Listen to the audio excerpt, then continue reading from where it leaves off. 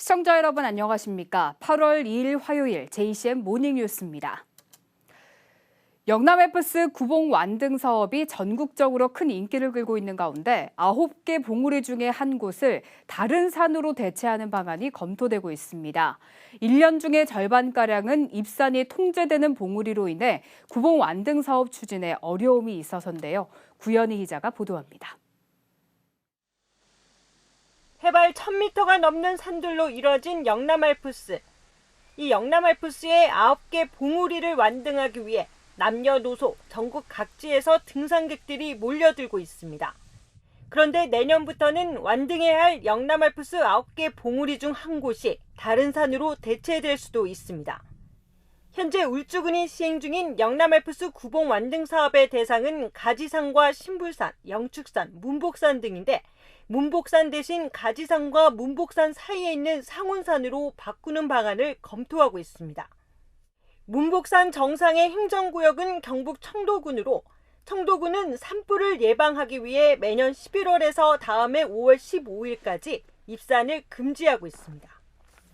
1년의 절반 정도 입산이 통제되다 보니 영남알프스 구봉 완등 도전에 제약이 따르는 데다 통제가 풀리면 한꺼번에 많은 등산객들이 몰리면서 안전사고의 우려도 있기 때문입니다. 울주군은 일단 문복산 입산이 원활할 수 있도록 청도군의 협조를 요청하는 한편 상운산으로 대체하는 방안도 고려 중입니다. 영남알프스 완등 하시는 분들이 진행하시는데도 좀 어려움이 있으시고 그래서 내년부터는 다른 산으로 대체를 하던가 아니면 그 관계기관이랑 좀 협조를 해서 문복산을 그대로 유지를 하던가 검토 중에 있습니다. 청도군은 신중한 입장입니다. 검토는 해보는데 문복산에도 이제 큰 산불이 한번 나가지고 그래도 좀 조심스러운 부분이 나가고 이것도 문복산을 이제 이번에는 어떻게 할지는 아직까지 저희도 확답은 드릴 수 없어요. 영남알프스 구봉의 얼굴이 바뀔지는 다음 달 최종 결정됩니다. 한편 올해 3만 명에게만 지급하는 완등 기념 메달은 9월 안에 모두 소진될 것으로 보입니다. JCN 뉴스 구현입니다. 원희룡 국토교통부 장관이 비수도권의 국토균형 발전을 위한 규제 완화에 적극 나서겠다고 밝혀 지역의 그린벨트 해제 전망이 밝아지고 있습니다. 어제 열린 국회 하반기 첫 국토교통위원회에서 원희룡 장관은 서범수 의원의 질의에 대한 답변을 통해 이번 정부는 비수도권의 균형 발전을 위해 그린벨트를 포함한 산업 입지 지원에 적극 임하자는 공감대가 형성돼 있기 때문에 적극 노력할 생각이라고 밝혔습니다. 특히 서 의원은 지난 3년간 수도권은 39제곱킬로미터의 그린벨트가 해제된 반면 비수도권 해제 면적은 8제곱킬로미터에 불과했고 수도권이 가능 면적의 64%가 해제될 때 울산은 37%밖에 해제되지 않았다며 그린벨트 규제 완화와 대폭적인 권한 위임을 요구했습니다. 박성민 국회의원은 어제 소방기본법 일부 개정 법률안을 대표 발의했습니다. 박 의원이 대표 발의한 소방기본법 일부 개정 법률안은 대형 화재 등 통신망 장애 발생에 대비한 통신망을 이중화해서 운영하는 내용입니다. 박 의원은 현재 전국 18개 소방본부 중에 14곳이 단일 통신망을 운영하고 있어 통신망 장애 발생 시 119 출동이 어려워 재난 대응이 어려울 수 있다며 소방기본법 개정으로 예상치 못한 통신망 장애가 발생하더라도 신속하게 119가 출동해 국민들의 안전을 지킬 수 있도록 하겠다고 밝혔습니다. 울산시는 산업재해 걱정 없는 안전한 일터를 만들기 위해 산업재해 예방 종합대책을 수립했다고 밝혔습니다. 이번 대책은 지역 특성을 고려한 산업재해 예방 활동과 산업안전보건 유관기관과 협업체계 구축, 자발적 안전보건 문화 확산 등 크게 3대 전략으로 구성됐습니다. 특히 시는 산재 예방과 노동안전보건 지원조례 개정을 비롯해 중소영세 사업장에 대한 안전보건 교육과 산업안전 우수기업 인증과 인센티브 제공 등을 9개 과제로 선정해 적극 추진할 계획입니다. 울산 교사노동조합은 어제 성명서를 내고 초등학교 입학 연령 하향 정책에 대해 반대의 입장을 밝혔습니다. 이들은 아동의 발달 단계와 교육 과정을 고려하지 않은 정책으로 유아, 초등교육 전문성을 모두 무시하는 교육 무지 정책으로 볼 수밖에 없다며 유감을 표했습니다. 또 교육정책 추진 시 교육 전문가인 현장 교원의 의견을 반드시 수렴해야 하는데도 이 절차를 생략해서 발생한 문제라며 자질 없는 교육부 장관의 폐기된 재활용 정책을 즉각 철회해야 한다고 주장했습니다.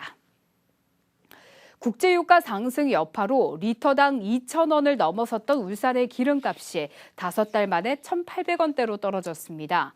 한국석유공사 오피넷에 따르면 이를 기준 울산 지역의 주유소 휘발유 평균 가격은 리터당 1,859원, 경유값은 1,891원으로 울산의 주유소 기름값이 1,800원대에 진입한 것은 지난 3월 8일 이후 5달 만입니다.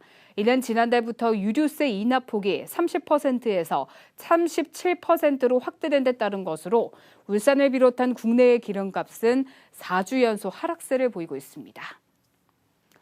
울산시 선거관리위원회가 지난 6월 1일 실시된 제8회 전국동시 지방선거에서 후보자와 정당이 사용한 선거 비용 71억 2,100만 원을 보전했습니다. 보전 대상 후보자는 전체 151명 가운데 10% 이상을 득표한 125명으로 선거 비용 보전 대상으로 69억 8,100만 원을 받았으며 나머지 1억여 원은 정당에 지급됐습니다. 김두겸 시장이 3억 5,800여만 원을, 송철호 시장 후보는 5억 1,100여만 원을 돌려받았고 노옥희 교육감은 5억 5,200여만 원을, 김주홍 울산시 교육감 후보는 4억 6,700여만 원을 돌려받았습니다. 한일 합작법인인 STLC사가 울산에 반도체 소재 공장을 짓습니다. SK지오센트릭과 일본 도쿠야마사가 일대 지분 비율로 설립한 합작법인인 STAC사는 1,200억 원을 공동 투자해 어제 남부 상계동 사업 부지에서 반도체용 고순도 IPA 공장 기공식을 가졌습니다. 이 IPA 공장은 2024년도에 완공 예정이며 반도체 제조 공정에서 웨이퍼 세척용으로 쓰이는 소재를 연간 3만 톤씩 생산하게 됩니다. 유니스트 박혜성 교수팀이 진공 방막 증착 공정 방식으로 만든 최고 효율의 페로브스카이트 태양 전지를 개발했습니다. 진공 방막 증착은 원료 물질을 진공 상태에서 증발시켜서 기판에 얇게 입히는 방식으로 이미 대형 OLED TV 제조 등에서 널리 쓰이고 있는 기술입니다. 연구진은 이번에 개발한 페로브스카이트 태양 전지는 21.4%의 태양광 전기 변환 효율로 최고 수준을 기록했으며 1,000시간 이상 전지를 작동시켰을 때 초기 효율의 60% 이상 유지하는 등 뛰어난 내구성을 보였다고 설명했습니다. 이번 연구 결과는 에너지 분야의 저명한 국제학술지인 에너지와 환경과학에 6월 21일자로 온라인 공개돼 정식 출판을 앞두고 있습니다. 중구청이 민선 8기 역점 사업 등 성공적인 추진을 위해 어제자로 조직 개편을 단행했습니다. 이 인구 감소 문제에 대한 인구 정책을 마련하고 조속한 주택 재개발을 추진하는 등 사업의 속도를 내기 위해 부구청장 직속으로 정책 사업단을 신설했습니다. 박정필 기자입니다.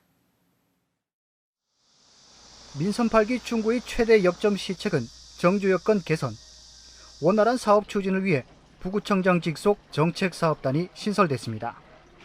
가장 먼저 지속적인 인구 감소 문제 해결을 위해 인구정책 담당과 전략사업 담당 등 2개 부서가 정책사업단에 설치됐습니다. 사회의 어떤 변화에 따라갈 수 있는 그래서 그런 변화를 신속하게 좀 쫓아가서 우리 구의 실정에 맞는 정책들을 개발해내고 현안 문제들을 좀 더 집중적으로 관리하기 위해서 특히 주택 재개발과 관련해 도시과 소속 주택 재개발 담당이 정책 사업단으로 이관됐습니다. 10여 년째 표류 중인 북정동과 교동지역 재개발 사업 등 재개발 사업의 속도를 내겠다는 계획입니다. 변화된 모습들을 보여주기 위해서 부총장 직속의 정책 사업단에 업무를 일관해서 좀 더 신중하게 앞으로 업무를 추진하기 위한 일자리 경제국은 미래전략국으로 주민자치국은 행정지원국으로 변경됐고 6개과의 명칭도 바뀌었습니다. 주민자치국의 문화관광과와 교육지원과는 미래전략국 등으로 변경됐고 6개과의 소속이 변경됐습니다. 안전총괄과에 중대재해 예방을 위한 중대재해 담당이 신설됐고 자치사업과 구민협력은 자치협력 담당으로 통합됐습니다. 기존의 기업지원 담당은 폐지됐습니다. 중구청은 기존의 4국 1실 22과 89 담당에서 4국 1실 1단 22과 90 담당으로 조직체계를 개편했습니다.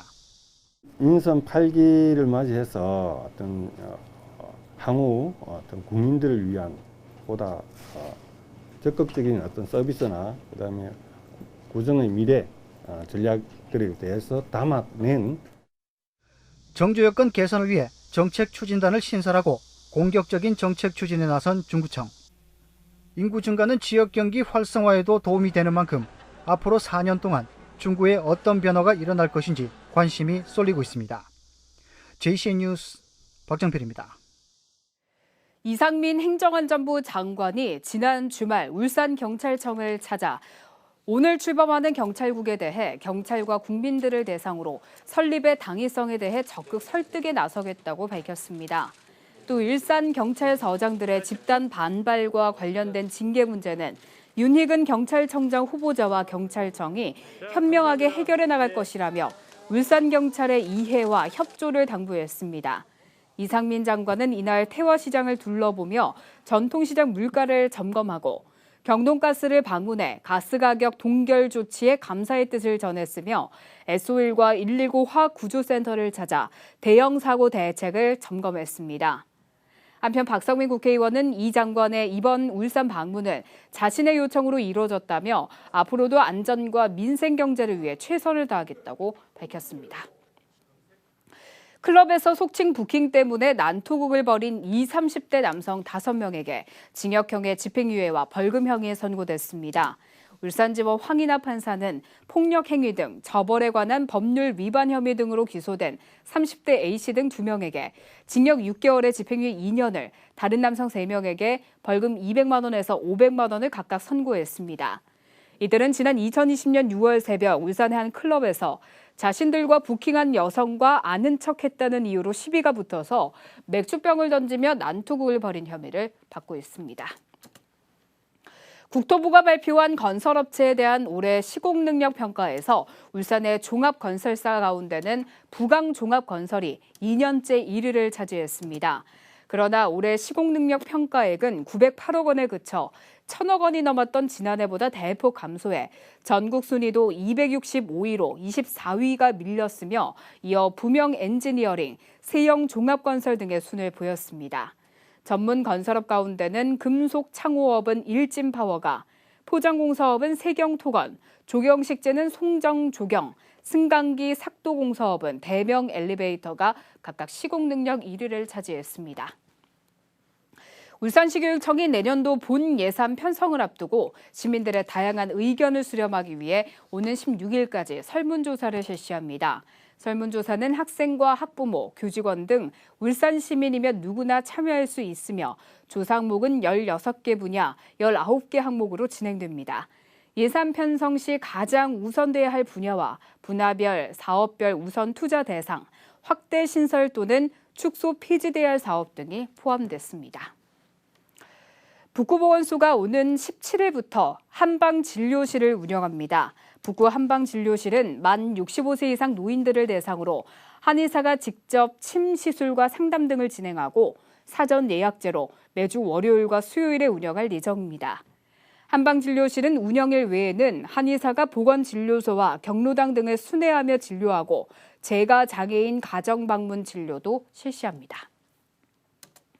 고래문화재단은 지난 1년간 장생복 문화창고에서 울산의 청년 작가와 예술단체들과 함께 다양한 공연과 전시를 선보이며 방문객이 10만 명을 돌파했다고 밝혔습니다. 특히 장생복 문화창고는 특별한 전시들과 공연으로 문화 거점으로 꾸준히 주목받고 있다고 밝혔습니다.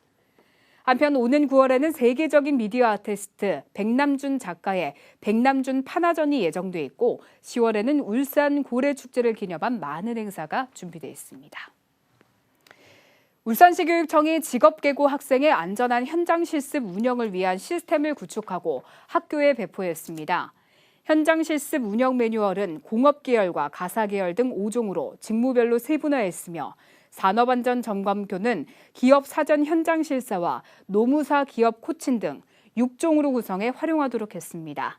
특히 울산교육청은 지난 3월부터 현장 실습 운영과 지원 조례를 시행하고 부당하고 위험한 업무 지시에 대해 현장 실습 거부권을 부여하는 등 학생들의 주체성을 강화하는 법적인 지원 기반도 마련했습니다. JCN 모닝뉴스를 마칩니다. 함께해 주신 여러분 고맙습니다.